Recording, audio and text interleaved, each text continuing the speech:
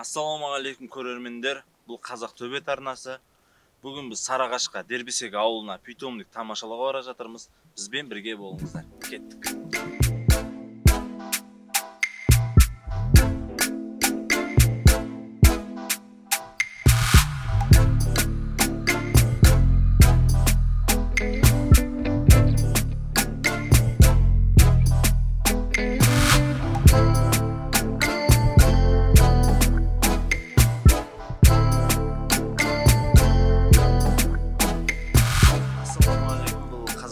Арнасы, бұл біздің каналға тіркеліп лайк басыңыздар. Бүгін біз Сарыағаштамыз.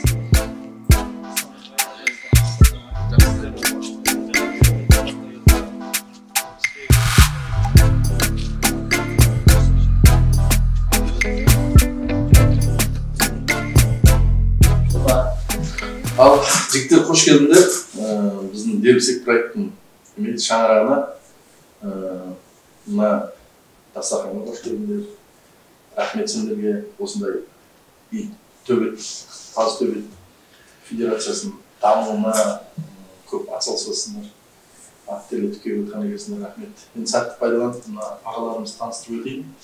Мына төрімізде отырған біздің Фархат ағамыз, осы Дербесек проекттің үлкен ағаларымыз біреу, осы кеңесші бізге ақыл кеңестерін айтып отырады.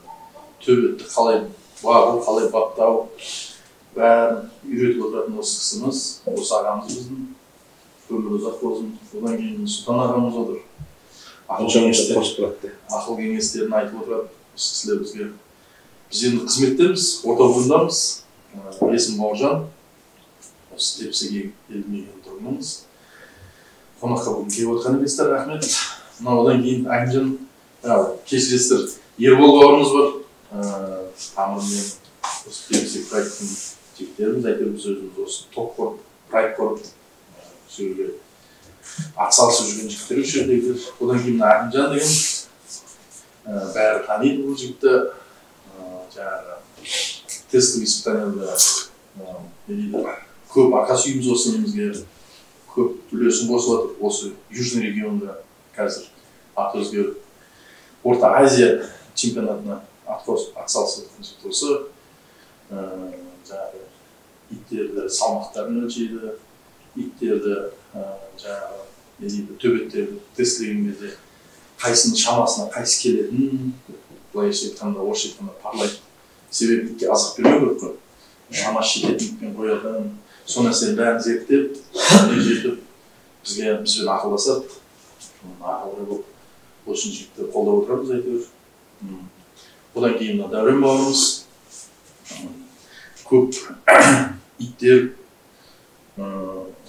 жақсы чемпиондар шығарып отқан жігіт осы. Питомниктің жаңағы бізге айтқанда нағыз ұрғаш иттерді ұстап отырған осы жігіт тазарғандардан, осы ініміз сол жағына көп мән береді, осы жігіт қарайды соған. Жақсы күштер көбейтіп отқан жігіт осы. Әйтеуір осы жерде құралғанымыз осы питомник бірі-біріне керек. Сөйтіп құралып, бір-бірімізді қолдап, питомник құралып отыр. Енді результатын чемпионатта көріп отырық. 4-ші турға өтіп отыр. Иттеріміз жақсы бағу, баптау, осы кісілердің бізге қалай тренировка беру, қалай салмақ салу, соның бәрін осы кісілер атсалысып отырады. Жалпы осылай питомник құралып отыр. Иттеріңіз құдағасы чемпион болсын. Тек жетістіктерден көргенімізді. Аға, бұл сіздердің питомниктеріңіз жайлы өз-өздеріңіздер таныстырып жіберсеңіздер. Бауыржан, сен таныстырсың. Қош келдіңдер жігіттер. Біздің питомник Дербесек. Ағаларымыз өнімдеріміз осы питомник құралды. Оның бәрі итке деген махаббат, итке деген мынандай балдарымыздан артып көргеннен кейін осы питомник құралды. Осы жерде питомнигімізде нешеде иттер бар. Қазір көп иттеріміз осы Орта Азия чемпионатының 4-ші турына өтті. Ол деген сөз біз жақсы қанын таңдадық, рабочий қандарды таңдадық, былайша айтқанда блатной қандарды таңдадық. Сол қандардың бәрі селекцияның арқасында жақсы ұрғашыларға қойғаннан кейін, жақсы жаңағы иттерді селекциядан өткізгеннен кейін, тестовый испытание өткеннен кейін жақсы нәтиже көрсетіп жатыр. мысалға келетін болсақ, мынау белый деген ит қазір 4 жас 2 ай болды.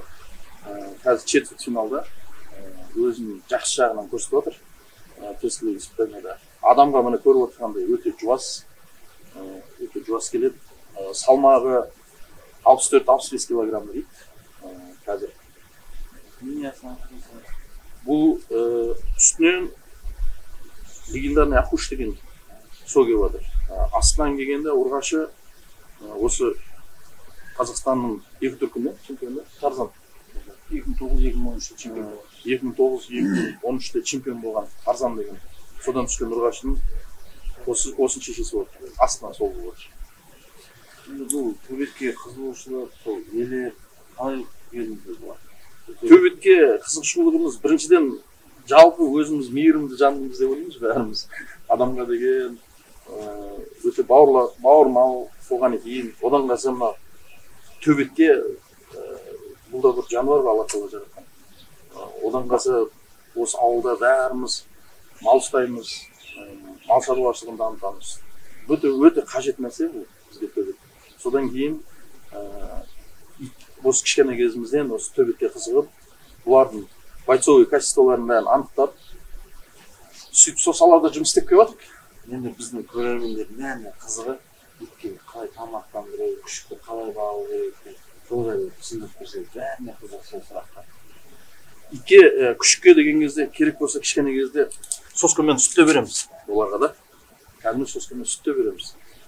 Одан қалса жаңағы өзінің витаминдерін береміз. Биодобавкалары бар өзіне беретін. Кейін жаңағы мясорубкадан еттер өткізіп береміз кішкене кезде. Қайнатып береміз. Жай шикетке үйретеміз. Одан кейін жаңағы сүйегін дамыту үшін кальций береміз. Вакцинасы ғой, вакцина маңызды ма деген? Вакцина өте маңызды. Бұлар өзі өте нәзік келеді бірінші кездерде. Жалпы осы жасынан асып алғанша бұл өте нәзік келеді бұлар. Ауруға төзімсіз болып келеді. Себебі анау көшедегі иттер оларда уже иммунитет вырабатываться етіп қалады да. А бұларда ондай кәдімгі үй жануарлар секілді ғой бұларда. Вакцина өте маңызды. Қазір бізде төбетті қорлау, төбелестіру деген қарсы шығып жатыр. Бұны мазақ қылып жатсыңдар деген. Ол жайлы бір ойыңыз болды. Қандай? Жалпы оны дұрыс бағытта апару керек. Бұл өзі табиғи бойцовый ит. Бұл төбелеске арналған ит. Ертең бұл біздің не дейді, малдарымызды жыртқыштардан сақтап қалатын ит. Бұл егерде бұны тестілік испытаниясынан өткізіп алмасақ, керек болса 100 килолық иттер көкжалды көрген кезде қашып кететін иттер болады. Сол үшін бұның қанын қайсы көкжалдарға баратын, қайсының жүрегі бар анықтау үшін бұл тестілеу деген испытания өте қажет бізге. Сол мақсатта ғана бұны тестовый испытанияға апарамыз, былайша айтқанда. Төбелестіру, бұларға азап беру мақсатта емес. Енді тест испытанияға қалай дайындайсыздар? Бұны как спортсмендер дайындағандай, нагрузка берместен, біріншіден салмағына көп мән береміз. Одан кейін жаңа километражы бар, жүгіртетін. Егерде аяқтары слабый болатын болса, артқы аяқ, алдыңғы аяқ слабый болатын болса, мой нәзіктеу болатын болса, оған жаңағы груз береміз. Қорғазынан дайындалған специальный шлейкада груздер болады. Керек болса арқа жағынан баллон сүйретеміз. Бұларға бабына қарай, жүрегіне қарай, өзінің физический состояниесіне қарай салмақ нагрузка береміз. Сөйтіп бұда өзі как спортсмен ретінде дайындалады. Одан кейін ол жүгіруден келгеннен кейін бұны қаңтарып қоятын уақыты бар. Бұл тест испытанияда өзін салмақ көрсетесіздер? Әрине, қазіргі күнде 5 салмаққа бөлінді. 52-ге дейін, одан кейін 58-ге дейін, одан кейін 64-ге дейін, плюс 72-ге дейін, одан кейін плюс 72-ге. Бір-бірін салмағын бір-біріне салмаймыз. Себебі бұларға әлі жететіні бар, жетпейтіні бар салмақтан басымдау olur. Итке азап бермей жүреді. Қазіргі таңда бұл қыздарым бұл төбетке қалай қарайды? Ол қыздарым керек болса үстіне жаңағы атқып мінеді, құлағын шұқылайды, тісін шұқылайды. Бір өте жуас малдарға, адамзатта өте жуас. Бұл ешімде өзі төбетіміз өзі солай келеді табиғи. Жақсы көреді, тамағын береді, осыларға қарайды, осы күшіктерге балдарымыз. Қазір күшік келеді ғой, күшік келгенде оны қалай тамақтандыру, мысалы ол қалай қандарын қалай жасау керек, сол жайында өзіміздің төбет бағар жасөспірімдерге түсіндіріп берсеңіз. Жасөспірімдерге түсіндіретін болсақ, біріншіден бізде осыдан өткен чемпиондар болады ғой, тестовый испытание. Сол қанды ұстауға тырысамыз. Егер де жаңағы анау тестовый испытаниядан өтпеген иттерді ләжбан жоғын қанын көбейтпейміз. Ләжбан емес, тікелей көбейтпейміз оны. Жақсы мықты қандарды көбейтіп, мына мысалы осы чемпион болып баратса, осының қанын бір чемпион болған жаңағы қызына қоямыз. Содан үстіп көбейтіп, ертең күні сол қанды дамытамыз. Себебі ол уже қаннан өтеді ген ғой енді. Енді біздің бұл қазақ төбет арнасына не ойыңызды айтасыз? Қазақ төбетке айтарым, ата-бабамыз не дейді, жеті қазынаның бірі дейді ғой, жылқымен жаңағы өзіміздің ертең күні қазына деп бекер айтпайды. Осынша мал жанымызды атпаған, қорғайтын, ит құстардан, басқа да жыртқыштардан қорғайды ғой. Бұл былайша айтқанда бұл төбеттерге біз тәуелдіміз. Бізге өте үлкен көмегін береді. Одан кейін оны дұрыстап бағып, дұрыстап баптап, ертең азап берместен бұларға, бұлардың уақытысында прививкаларын жасап, дұрыс тамағын беріп, өте жаңа керек болса шомылдырамыз, хлормен шомылдырамыз, жаңа дезинфекция жасаймыз бәрі жеріне, үстіне жаңағы бүрге басқа нәрселер басып кетпеу үшін, астын таза ұстаймыз иттерге қараған кезде. Содан кейін бұлар көбейеді, өсеміз, өнеміз дегендей. Қазір енді басқа төбеттерді барып көредіңіз ғой? Иә, ол көрейік. Басқа да төбеттеріміз бар. Біздің қазір мына питомник дербісек болғаннан кейін бізде қазір четвертьфиналға 4-5 итіміз жетіп жатыр. Осы питомнигімізден әрқайсысының қаны әртүрлі, әр қаннан алғанбыз. Мысалы, супер қақпан балдары бар, балканский пираттың қандары бар, көкшенің қандары бар. Осы жақсы қандар өздері уақытысында көрсеткен, сол қандарды көбейтіп жатыр. Осы ағалармен бірге ашқан питомник жайлы айтып берсеңіз, өздеріңіз питомникті айтып берсеңіз. Жалпы үлкеніміз, мына Сұлтан ағамыз, біздің осы дербісек елді мекен тұрғындарымыз, ауылда тұрамыз. Осы ағамыздың басшысында, әйтеуір осы бізге аға болып ақылын айтып жатыр. Інілеріміз де бірге ақылдаса келе, осы питомникті құрағанбыз. Питомникті құрған кезде, ағамыз айтпақшы, итке көңіл көп бөлеміз. Одан кейін қанына жақсы қараймыз. Бағуын, баптауын, жаңа тренировкасын жалпы сөйтіп құралғаннан кейін бізде іріктеліп, жақсы иттер біздің питомникте қалды. Неше ит кетіп жатыр. Селекциядан өткен, жаңағы мықты қан болғаннан кейін, өзінің бойцовский характерін көрсеткен иттер бізде осы питомникте қалады.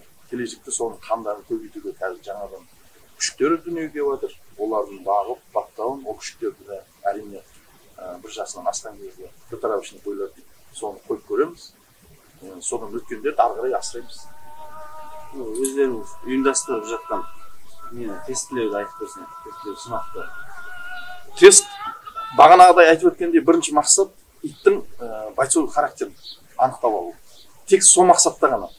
Қазір 5-ші тур болады ғой. Құда қаласа наурыздың 12-сіне 4-ші тур болады. Құда қаласа сол жерге келіп сұхбаттасамыз. Жақсы. Иншалла. Рахмет.